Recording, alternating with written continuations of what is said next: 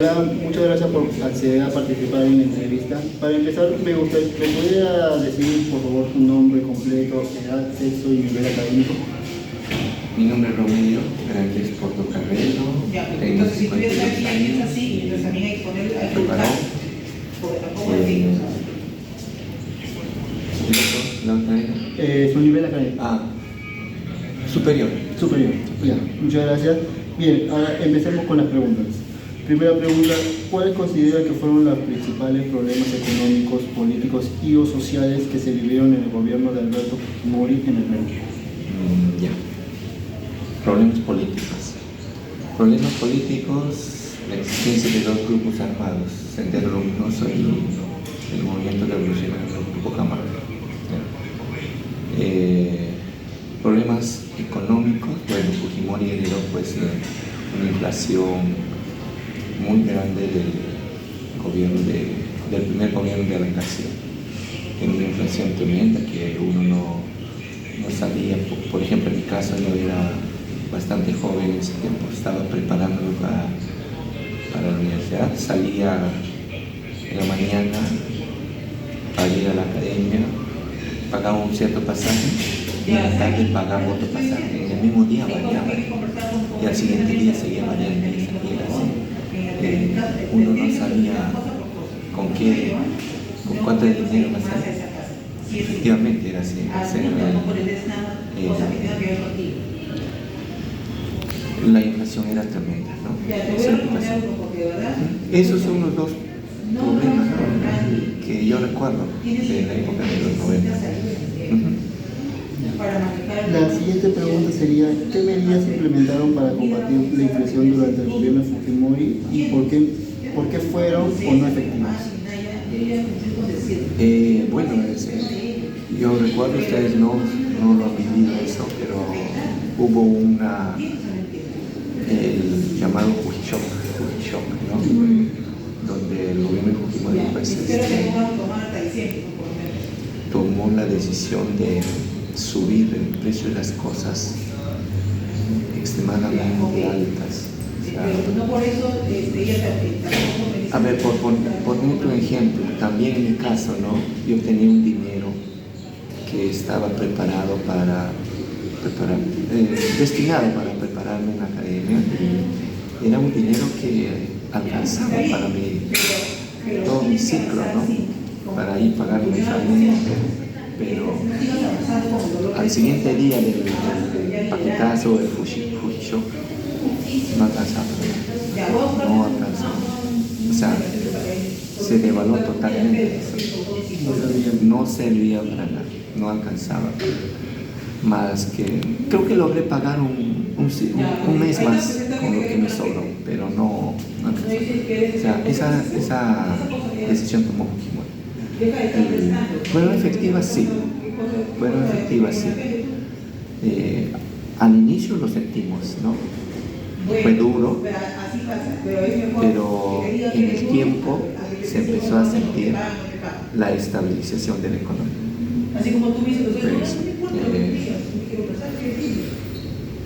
Fue la razón que de repente yo voté por segunda vez por Fujimori, ¿no? Porque se estabilizó las cosas. Realmente se estabilizó. Porque creía que había un cambio. Claro. Bueno, lo que pasa es que en el primer gobierno de Fujimori se sintió las cosas bien, pero ya en el segundo gobierno de Fujimori empezó a notarse ya la corrupción extrema. Prácticamente Fujimori, en el gobierno de Fujimori se institucionalizó la corrupción, que hasta ahora lo viví. Ya, la tercera pregunta sería, ¿qué políticas sociales se implementaron durante el gobierno de Fujimori para abordar la pobreza y la desigualdad en el país? Ya. Fujimori creó el PRONA, el gobierno de Fujimori se creó ese programa PRONA, no recuerdo exactamente, significa Programa Nacional de Alimentación, algo así, PRONA. Así como ahora hay Caliwarma, sí, eso fue el PRONA, ¿no?, creado por Fujimori. Creo que era ya un programa que ya existía, o un programa que había sido creado por un alcalde de Lima que no me acuerdo exactamente su nombre, Barrantes Lingán, su apellido, o sea, y le decían el frijolito Barrantes Lingán. Él ha sido uno de los que creó, por ejemplo, el vaso de leche en Lima, ¿no? Entonces, más o menos tomaron esa iniciativa, ¿no? O se copiaron, vamos a decir así, de la idea de ese programa, y crearon el programa, que es un programa muy similar a lo que existe ahora en el Perú con el Caliwarma, ¿no? La cuarta pregunta sería, ¿qué opina de las medidas que se realizaron en el gobierno de Fujimori para combatir a los grupos terroristas como el Movimiento Revolucionario Tupac Amaru o Sendero Luminoso? Mira, le ha dado resultados a Fujimori, pero realmente han sido medidas extremas, demasiado extremas. Yo creo que Sendero Luminoso iba a caer sin necesidad de esas medidas, ¿no? Como por ejemplo lo que ha sucedido, el asesinato de los 9 estudiantes, ¿no? En la Universidad La Catuta y un profesor. Asesinaron. No era necesario, yo creo, porque Abimael Guzmán había venido a Lima y ya la policía estaba atrás de Abimael Guzmán y en cualquier rato iba a caer. Y Sendero cayó cuando cayó Abimael Guzmán. Ayer acabó. O sea, dice que el terrorismo de Abimael Guzmán iba a caer sí o sí, sin necesidad de usar los grupos... Los grupos paramilitares que usó el grupo Colina, ¿no? Sin necesidad. Yo creo que iba a caer, porque la Policía Nacional estaba tras los pasos de Abimael, ya lo tenían a él cercado, ¿no? No era necesario esa matanza, bueno, por el cual Fujimori ha sido condenado, pues, ¿no? Claro, por la violación de los derechos humanos. Sí, por violación de los derechos humanos. En época de Fujimori, en los años 90, ya cuando yo ingresé a la universidad, por ejemplo, yo he vivido la política de Fujimori. En la universidad vivíamos atemorizados, vivíamos, la universidad estaba militarizada, entonces nosotros sentíamos, cualquiera de nosotros era un blanco para los militares, cada uno era su punto fijo, si era, sí, por decir, una persona correcta o... Sí, porque le seguía el paso. Así es, no teníamos, o sea, teníamos el temor de que te acusen de cualquier cosa, de terrorismo y todo esto. Vivimos con temor. Yo he vivido eso en la universidad. Disculpe, ¿en qué universidad? En la Universidad Nacional del Callao. La siguiente pregunta sería, durante el gobierno de Fujimori se realizó una campaña de control demográfico que consistió en la esterilización de miles de mujeres, sobre todo de campesinas y indígenas. ¿Qué opinas sobre esta política? Mira, yo tengo casos conocidos ya en la sierra de Cajamarca. Conozco señoras que han sido esterilizadas. En algunos casos yo creo que era necesario porque tenían varios hijos. Conozco una señora que, por ejemplo, tenía 8 hijos, chiquititos, y estaba joven todavía. O sea, podía haber tenido más hijos si es que no lo esterilizaban. ¿No? Fue esterilizada, pues, ¿no? Y se quedó ahí con 8 hijos. Pero también conozco señoras que han tenido un hijo o 2 hijos y han sido esterilizadas, y muchos de ellos sin su consentimiento no sabían, ¿no? Ya, y después de ello han querido seguir teniendo hijos y ya no han podido, ¿no? Se han quedado con un hijito, con una o con 2 hijos, y en la sierra acostumbran tener más hijos porque un hijo es una mano de obra en la sierra, ¿no? Entonces se han quedado así con pocos hijos. Bueno, como les vuelvo a repetir, en algunos sentidos o en algunos casos ha estado, yo creo que ha sido bien, pero en otros casos no es una. Y sobre todo cuando han esterilizado, bueno, no conozco, pero dice que también han habido señoritas que han sido esterilizadas, ¿no?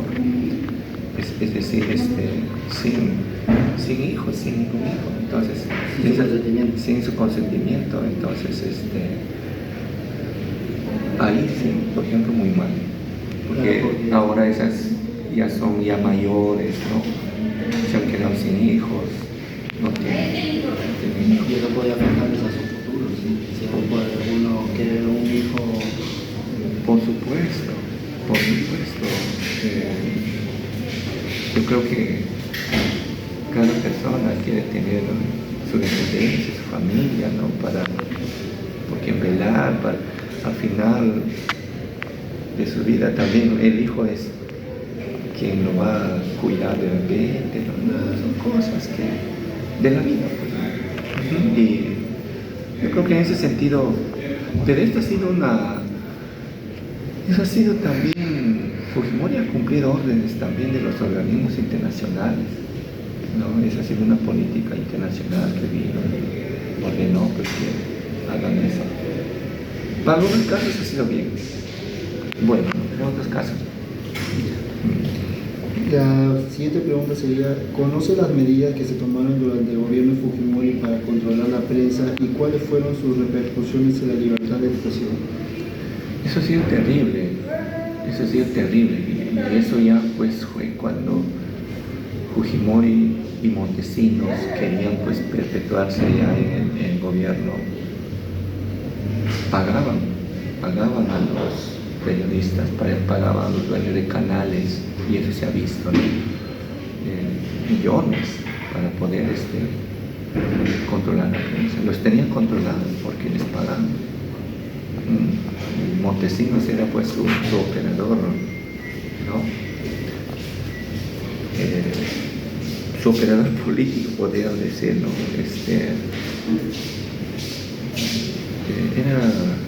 A ver, recuerdo un caso de Alberto Andrade, alcalde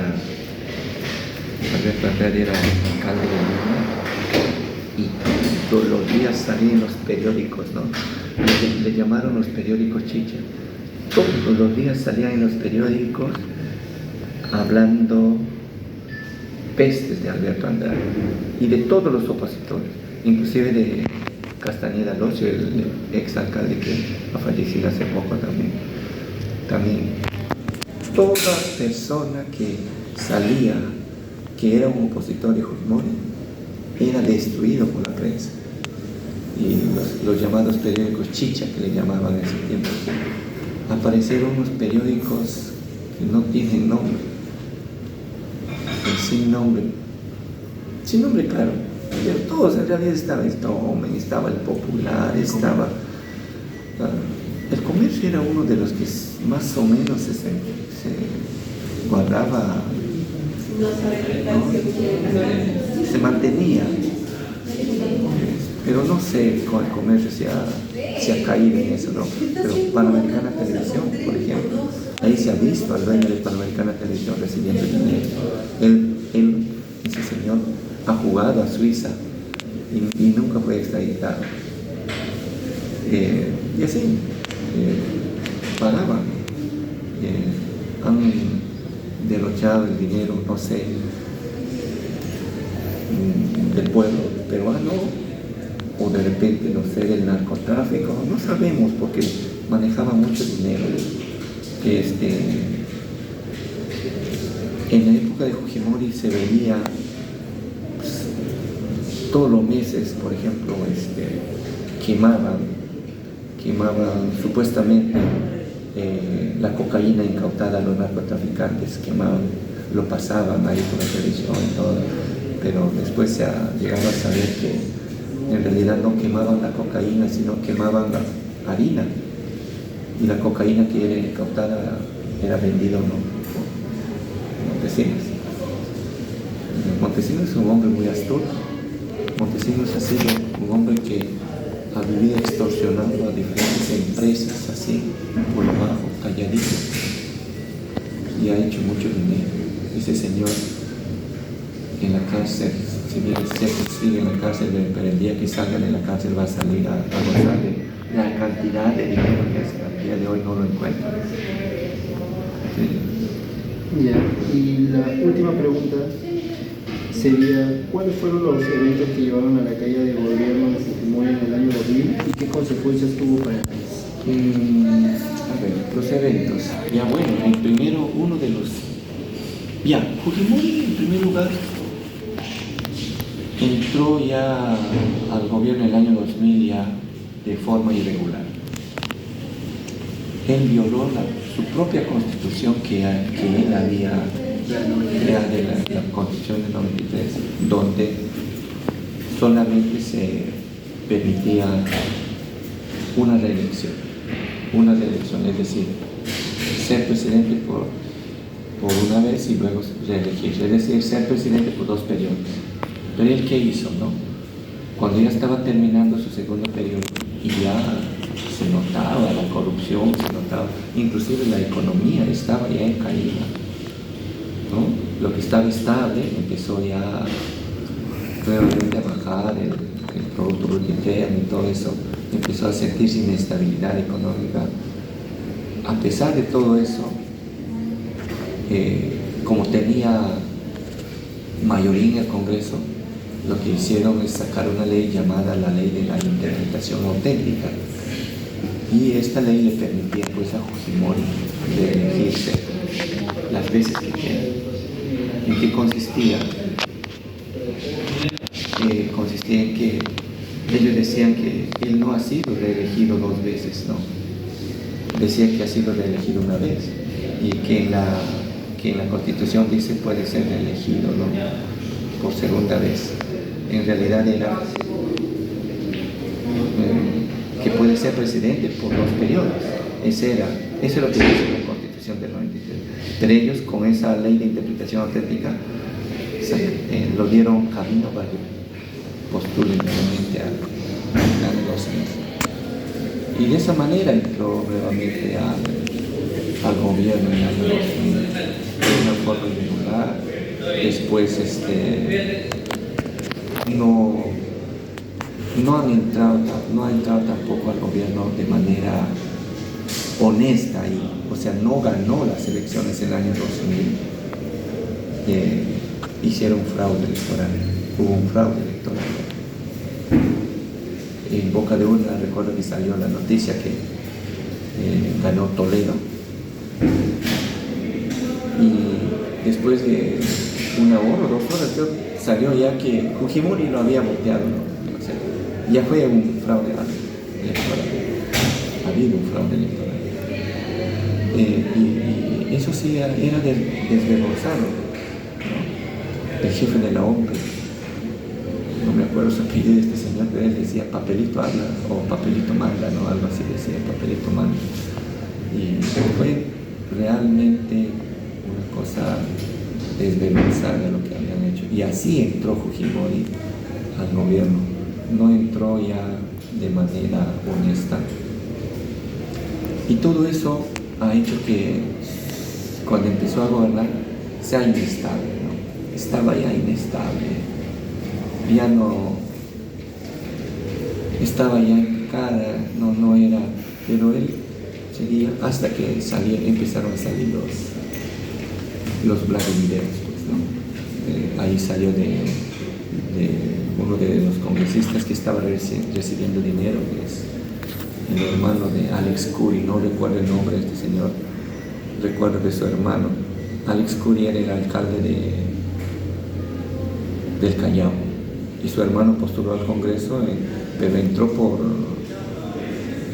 junto con Toledo, o sea, entró por el partido de Toledo, de Alejandro Toledo. Sin embargo, por lo bajo estaba negociando, pero también con dinero, ¿no?, para cambiarse de banda en el Congreso. Así ha sido. Y eso ya fue el que finalmente lo hizo caer, porque cuando vio todo eso ya salieron los videos, ya Fujimori desactivó el Servicio Nacional de Inteligencia, lo sacó a Montesinos. Montesinos pidió una, ¿cómo se llama esto? Su CTS, que fue una cantidad millonaria, ¿no? 15 millones de dólares o soles, no recuerdo. Y Fujimori, sacando un dinero de las arcas del Estado, lo pagó, lo dio. ¿Cuántas cosas? Eso es lo que ha pasado con Fujimori. Ya ¿cómo te puedo decir? Ya fue un acto de desesperación, ¿no?, que hizo caer. Pero Fujimori ha seguido con ahí haciendo payasadas. Supuestamente él estaba persiguiendo a Montesinos y eso, haciendo pochosica, hacía una finta que lo estaba persiguiendo, que Montesinos se había escondido por ahí. En realidad no era eso. Le estaba encubriendo para que Montesinos logre salir por el mar y se vaya, ¿no? Eso es lo que ha pasado. Mientras Fujimori está haciendo su show en Pochosica, ¿no?, los periodistas estaban por ahí. Montesinos se escapa de un velero, el velero Carisma. Se fue por el mar y se fue a Venezuela. En Venezuela lo capturaron. Montesinos ha caído en Venezuela. Y ahí lo tenían calladito también. En ese tiempo estaba Hugo Chávez, el presidente de Venezuela. Y ahí lo ha tenido preso un tiempo, pero escondido. Acá en Perú no sabían que él estaba. Y antes de eso Montesinos no ha sido, esa vez no se fue a Venezuela. Montesinos se fue primero a Panamá, y creo que de Panamá, esto ya no lo recuerdo muy bien, creo que volvió a Perú, y luego de ahí ya se escapó. Algo así ha sido con Montesinos. Y bueno, después de eso hubo un periodo de cuando Fujimori lo que hizo es, al ver ya insostenible su gobierno, aprovechó un foro que hubo en Asia y aprovechó para irse, pues supuestamente se iba al foro, creo que era el foro APEC, no recuerdo muy bien, pero él se fue por Asia, ¿no? En realidad se fue a Japón, y en el avión presidencial, y de ahí el avión presidencial vino ya con su piloto nada más, vino vacío. Eso es lo que ha pasado, y se quedó en Japón, pues. Entonces desde Japón renunció a través de fax. En ese tiempo había el fax. ¿Ustedes han escuchado del fax? ¿No? Creo que, si no me equivoco, era como un tipo de un documento donde podía ir firmar su renuncia de una manera de una manera lejana. Claro, era un documento que enviaban y que acá lo podíamos imprimir, por decir. Bueno, ahora la tecnología pues avanza mucho, ¿no? Pero en ese tiempo esa era la forma más rápida de hacer eso. Entonces renunció, y acá en Congreso no lo aceptaron, no aceptaron esa renuncia y lo declararon, pues, ¿cómo se llama? Vacante, ¿no? Declararon vacante la presidencia. Y el presidente del Congreso en ese tiempo, de ese periodo, asumió la presidencia por 8 meses y convocó elecciones, y después de eso ya salió, pues, elegido Alejandro Toledo Bueno, ya sabemos cómo terminó Alejandro Toledo. Sí. ¿no? Bueno, muchas gracias por tu entrevista, maestro. Se lo Gracias. agradezco mucho. Ya. Cuídese.